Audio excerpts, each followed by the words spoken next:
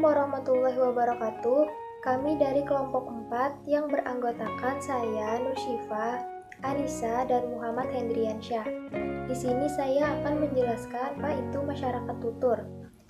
Secara umum, masyarakat tutur merupakan sebuah kelompok yang menggunakan bentuk bahasa yang relatif sama, memiliki norma yang sama, dan bersifat netral.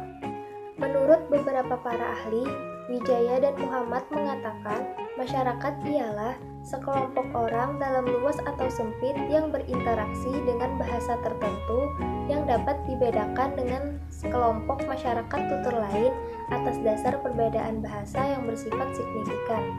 Menurut Cher dan Agustina, masyarakat tutur sebagai suatu kelompok orang atau masyarakat yang memiliki verbal repertoire yang relatif sama serta mereka mempunyai penilaian yang sama terhadap norma-norma pemakaian bahasa yang digunakan di dalam masyarakat itu.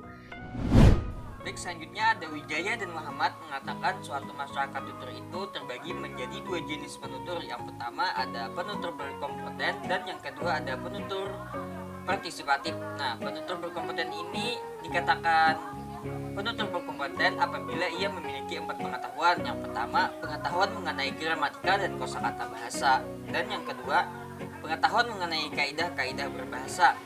Yang ketiga, pengetahuan tentang bagaimana menggunakan dan merespon tipe-tipe tindak tutur yang berbeda seperti perintah, permohonan, ucapan, dan terima kasih.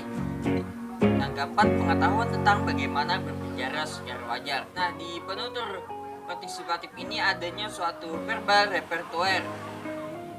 Berdasarkan luas dan sempitnya verbal repertoire ini, sebuah masyarakat tutur dibagi menjadi dua, yaitu masyarakat tutur yang repertoire pemakaiannya lebih luas dan menunjukkan verbal repertoire setiap penutur lebih luas pula.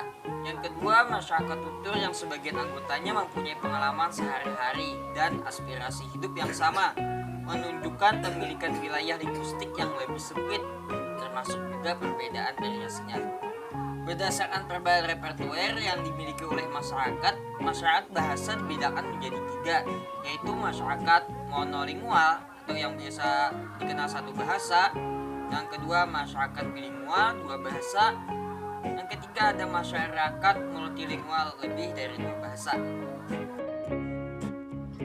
Bahasa dan tingkat sosial masyarakat. Tingkatan sosial di dalam ini dapat ditinjau dari 2 segi, yaitu yang pertama, segi kebangsawanan, yang kedua, segi kedudukan sosial atau tingkatan pendidikan dan keadaan sosial ekonomi yang dimiliki. Berikutnya, defisit hipotesis. Teori ini dikemukakan oleh Basil Bernstein. Nabahan 1984 menyebutnya sebagai hipotesis kerugian. Teori ini mengangkat nama Bernstein menjadi terkenal sejak 1959 didasarkan atas adanya perbedaan kode bahasa yang digunakan golongan rendah dan golongan menengah.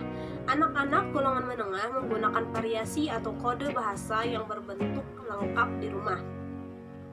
Sedangkan anak-anak golongan rendah dibesarkan dalam lingkungan variasi bahasa yang terbatas atau tidak termasuk lengkap. Sekian dari kelompok kami. Wassalamualaikum warahmatullahi wabarakatuh.